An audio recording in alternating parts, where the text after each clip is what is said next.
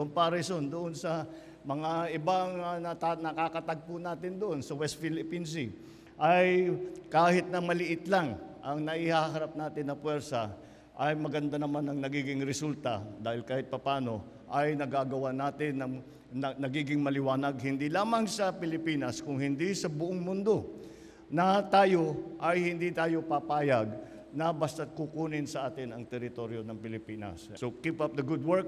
Congratulations for the achievements that you have made already in terms of holding the line.